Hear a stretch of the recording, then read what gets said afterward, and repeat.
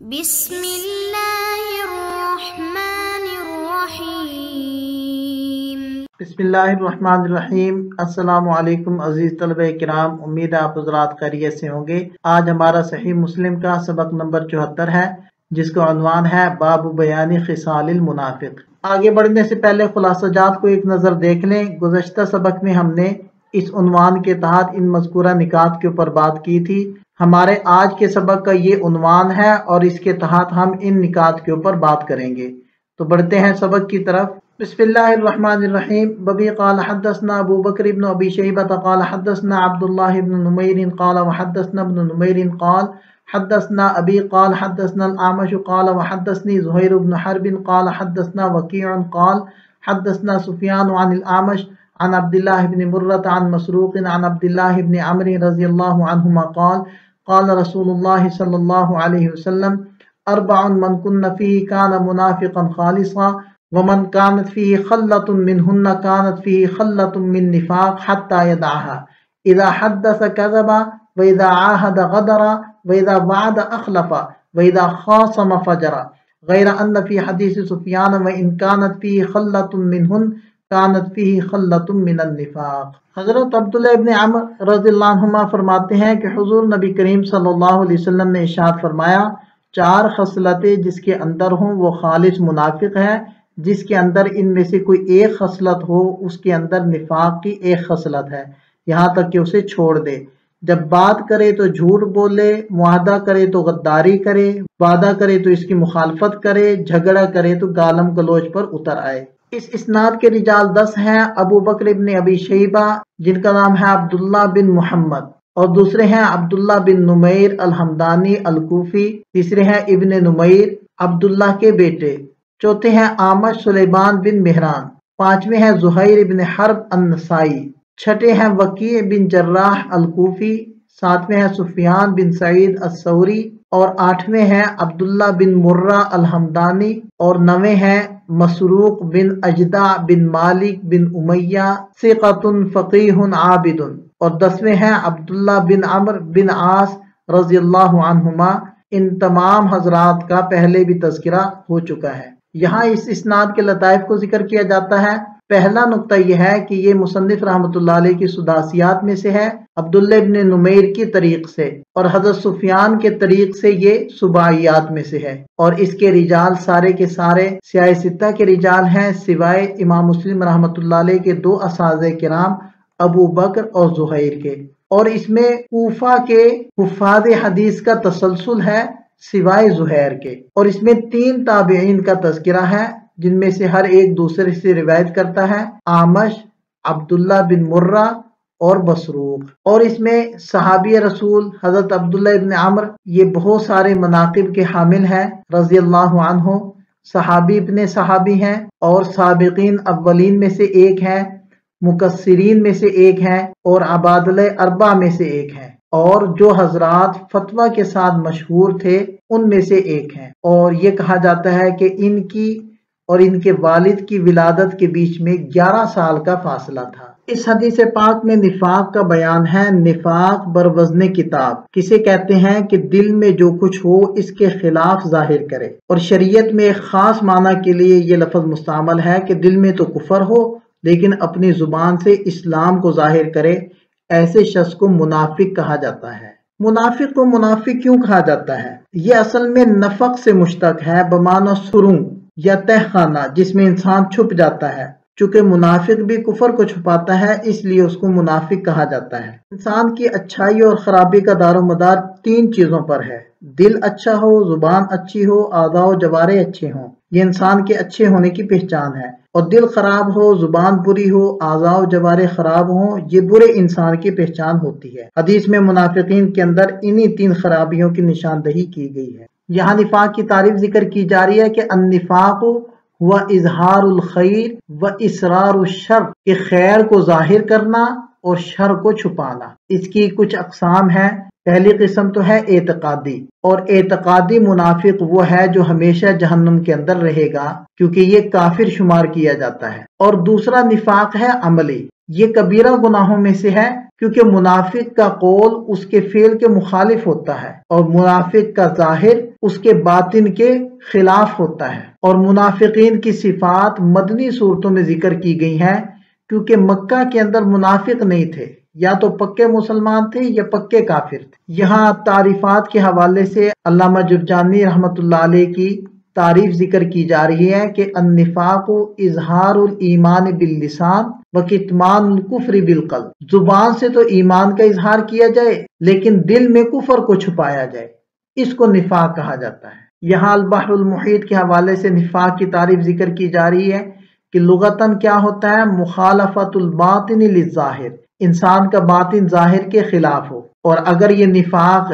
انسان کے اعتقاد کے اندر ہے تو پھر تو اس کو کفر کہا جاتا ہے، ورنہ پھر نفاق العمل کہا جائے گا۔ یہاں نفاق کی وجہ تسمیہ ذکر کی جا رہی ہے کہ منافق کو منافق اس لیے کہا جاتا ہے کہ وہ اپنے کفر کو چھپاتا ہے، جیسے انسان کسی تہ خانے کے اندر یا کسی سرنگ کے اندر چھپ جاتا ہے، اسی طرح منافق بھی اپنے کفر کو چھپاتا ہے۔ یا پھر جیسے گو یا چوہا وہ دھوکہ دیتا ہے کہ اس کا اپنے بل کے اندر داخل ہونے کا سوراخ اور ہوتا ہے، نکلنے کا سوراخ کوئی اور ہوتا ہے، اسی طرح منافق ظاہر کچھ کرتا ہے اور حقیقت میں کچھ ہوتا ہے۔ اور یہاں سے بھی نفاق کی وہی دو قسمیں ذکر کی جا رہی ہیں، ایک تو ہے اعتقادی اور ایک ہے عملی۔ جو اعتقادی نفاق تھا وہ نبی پاک صلی اللہ علیہ وسلم کے زمانے میں تھا، اور عملی نفاق یہ ہے کہ تنہائی میں جا کر تو دین کے امور کی محافظت نہ کی جائے لیکن لوگوں کے سامنے بڑی رعایت کی جائے۔ تو یہ بھی نفاق ہی کی علامت ہے کہ لوگوں کے سامنے کچھ کرتا ہے اور تنہائی میں جا کر کچھ کرتا ہے۔ جیسے حدیث پاک میں آتا ہے کہ سباب المؤمن فسوق وقتالہ کفر، کہ مومن کو گالی نکالنا فسق ہے اور مومن کو قتل کرنا کفر ہے۔ تو یہاں کفر سے اعتقادی کفر مراد نہیں ہے بلکہ عملی کفر مراد ہے۔ تو ایک تو کفر کا فرد کامل ہے اور ایک کفر کی حرکتوں کو کفر سے تعبیر کر دیا جاتا ہے۔ اسی طرح ایک فسق ہے کامل فسق جو کفر کے معنی میں ہے، اور دوسرا ہے عملی فسق جو کفر نہیں ہے لیکن وہ بہت بڑا گناہ ہے۔ اسی طرح نفاق بھی دو طرح کا ہوا، ایک ہے اعتقادی نفاق جو کفر ہی ہے، اور دوسرا ہے عملی نفاق کہ اس کو کفر تو نہیں کہیں گے البتہ علامت کفر ضرور کہیں۔ علامہ نووی رحمۃ اللہ علیہ فرماتے ہیں کہ علماء کی ایک جماعت وہ یہ کہتی ہے کہ اس حدیث کی تشریح کرنا بہت مشکل ہے، کیونکہ ایک مسلمان جس کے اسلام کے اوپر علماء کا اجماع ہے، اس کے اندر اگر کوئی نفاق کی علامت پائی جائے تو اس کو ہم منافق کہیں یا مسلمان کہیں، اس کے بارے میں فیصلہ کرنا مشکل ہے۔ لیکن علامہ نووی رحمۃ اللہ علیہ فرماتے ہیں کہ اس میں کوئی اشکال والی بات نہیں بلکہ معنی درست ہے،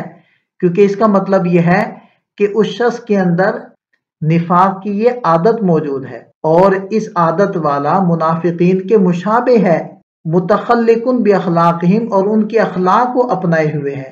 تو مطلب یہ ہوا کہ اس کو مجازاً منافق کہا گیا، یعنی ایسی خصلتوں والا منافق کی طرح ہے۔ اور یہ جواب اس بنا پر ہے کہ حدیث پاک میں نفاق سے مراد نفاق کفر لیا جائے، اور جیسے کہ پہلے بیان ہوا کہ نفاق سے نفاق عملی بھی مراد لیا جا سکتا ہے، تو پھر تو ان ساری وضاحتوں کی ضرورت باقی نہیں رہتی، کیونکہ بہرحال نفاق عملی نفاق اعتقادی سے کم درجے کا ہوتا ہے۔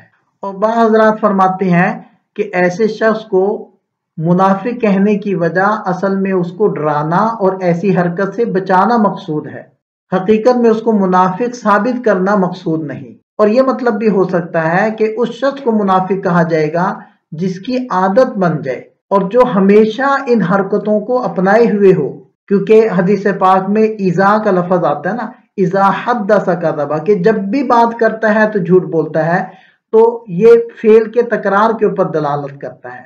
تو مطلب یہ ہوا کہ یہ عادات جس کے اندر راسخ ہو چکی ہوں تو اس شخص کو منافق کہا جائے گا۔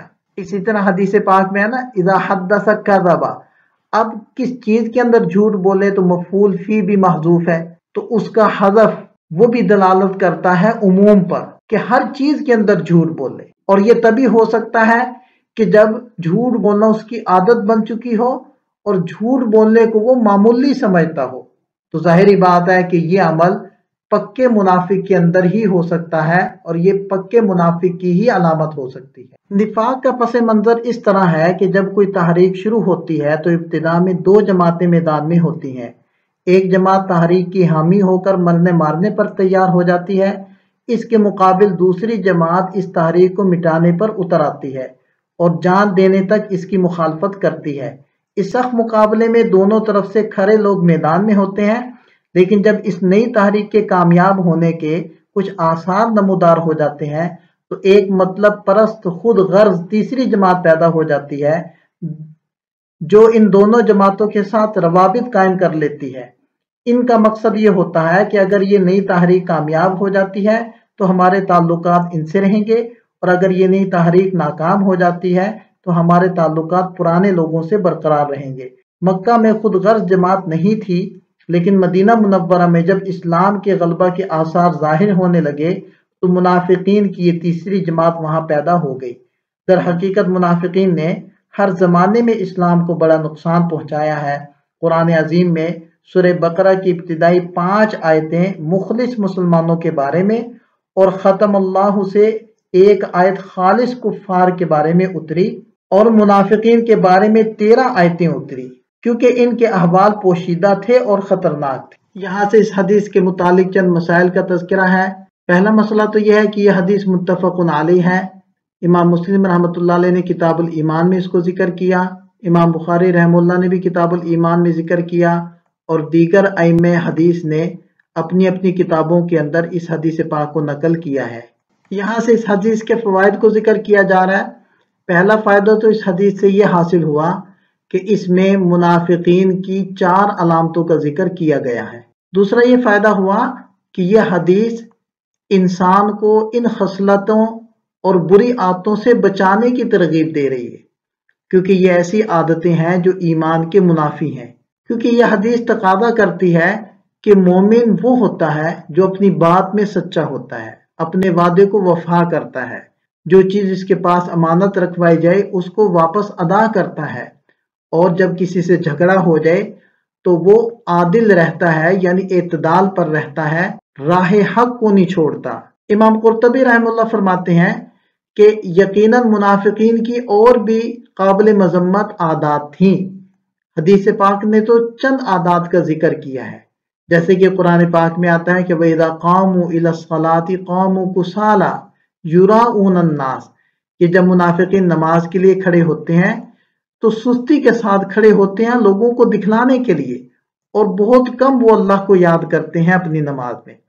تو حدیث پاک میں تو چند عادات کا تذکرہ ہے، ان بقیہ عادات کو ذکر کیوں نہیں کیا گیا؟ تو اس کا جواب یہ ہے، حدیث پاک میں ان چند عادات کا اس لیے تذکرہ کیا گیا کہ ان کا غلبہ ان منافقین کے اوپر رہتا ہے، کہ جب وہ مسلمانوں کے ساتھ مل جل کر رہتے ہیں، اگر کسی نے منافق کو پہچاننا ہو تو وہ ان 4 عادات کے اندر منافق کو مسلمانوں سے الگ کر سکتا ہے۔ اور دوسری وجہ یہ بھی ہے کہ ان عادات کی وجہ سے منافقین سے ایمان والوں کو نقصان پہنچ سکتا ہے۔ اس کے علاوہ دیگر جو علامات ہیں ان سے مسلمانوں کو کچھ بھی نقصان نہیں پہنچ سکتا، اس لیے حدیث پاک میں بقیہ صفات کا تذکرہ نہیں کیا گیا۔ اسی طرح ہمیں اس حدیث پاک سے یہ بھی پتہ چلا کہ یہاں جو نفاق کی علامات ہیں یہ نفاق عملی کی علامات بتلائی جا رہی ہیں، نہ کہ نفاق اعتقادی کی، یعنی ایسا نفاق جس کے ذریعے سے ایک انسان اسلام سے نکل جاتا ہے، یہاں اس نفاق کا بیان نہیں ہے۔ اور اس کے ضمن میں ترغیب ہے ایک مسلمان کو کہ وہ ان عادات سے اپنے آپ کو بچائے، کہیں ایسا نہ ہو کہ یہ بری عادات اس کو نفاق قلبی اور نفاق اعتقادی کی طرف لے جائیں، جس کی وجہ سے اس کی دنیا اور آخرت دونوں ہی برباد ہو جائیں۔ اللہ تعالی ہم سب کی حفاظت فرمائے اور ہمارے دل کو صراط مستقیم کے اوپر گامزن رکھے۔ وبه قال حدثنا يحيى بن أيوب وقتيبة بن سعيد واللفظ ليحيى قال حدثنا إسماعيل بن جعفر قال أخبرني أبو سهيل نافع بن مالك بن أبي عامر عن أبيه عن أبي هريرة رضي الله عنه أن رسول الله صلى الله عليه وسلم قال آية المنافق 3 إذا حدث كذب وإذا وعد أخلف وإذا اؤتمن خان۔ حضرت ابو ہریرہ رضی اللہ عنہ نقل کرتے ہیں کہ نبی پاک صلی اللہ علیہ وسلم نے ارشاد فرمایا، منافق کی 3 علامتیں ہیں، جب بات کرے تو جھوٹ بولے، جب وعدہ کرے تو وعدہ خلافی کرے، اور جب اس کے پاس امانت رکھوائی جائے تو وہ خیانت کر لے۔ اس اسناد کے رجال 6 ہیں، یحییٰ بن ایوب، قتیبہ بن سعید، اسماعیل بن جعفر، ابو سہیل، نافع بن مالک بن ابی عامر اور ان کے والد مالک بن ابی عامر، اور چھٹے حضرت ابو ہریرہ رضی اللہ عنہ۔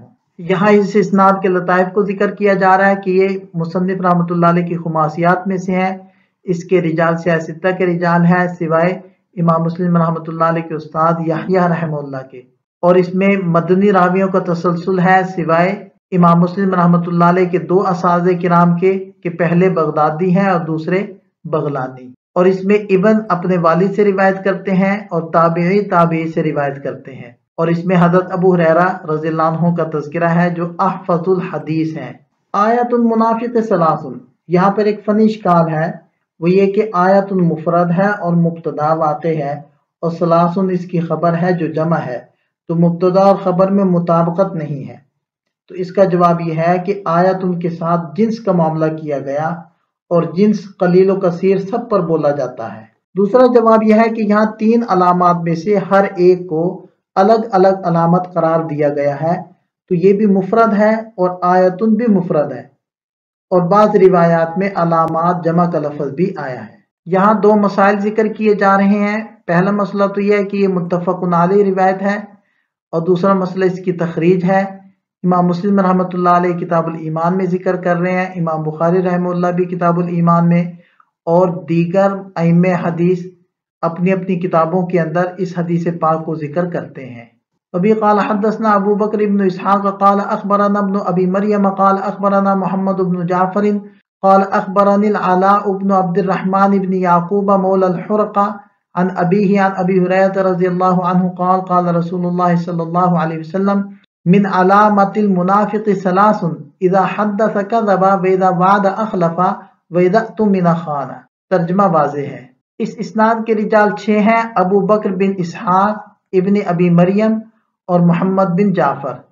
بقیہ حضرات کا تذکرہ گزشتہ سند کے اندر گزر چکا ہے۔ ابھی قال حدثنا عقبۃ بن مکرم العمی قال حدثنا یحییٰ بن محمد بن قیس ابو زکیر قال سمعت العلاء بن عبد الرحمن يحدث بهذا الاسناد وقال آیت المنافق 3 وان صام وصلى وزعم انه مسلم۔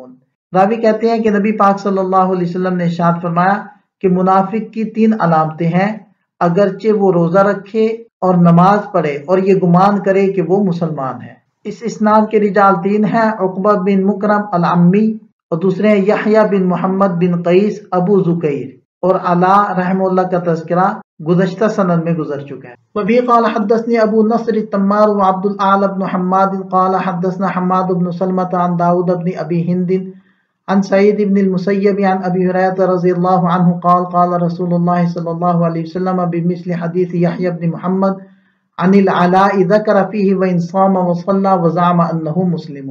اس اسناد کے رجال 6 ہیں، ابو نصر التمار القشیری النسبی ثقۃ عابد، عبد الاعلی بن حماد بن نصر الباہلی ثقۃ، تیسرے ہیں حماد بن سلمہ بن دینار ثقۃ عابد، اور چوتھے ہیں داؤد بن ابی ہند اور ان کا نام تھا دینار بن عزافر، اور پانچویں ہیں سعید بن المسیب۔ یہ ان احادیث سے حاصل ہونے والے چند فوائد کا خلاصہ ہے۔ یہاں بھی چند نکات فوائد کے ذکر کیے گئے ہیں۔ یہاں ہمارا سبق مکمل ہو جاتا ہے، ایک نظر خلاصے کو دیکھ لیں۔ یہ سبق سے متعلق چند سوالات ہیں، ان کا جواب تحریر کریں۔ ملتے ہیں نئے سبق کے ساتھ۔ اللہ تعالیٰ ہم سب کا حامی و ناصر ہو۔ دعا میں یاد رکھیے گا۔ السلام علیکم۔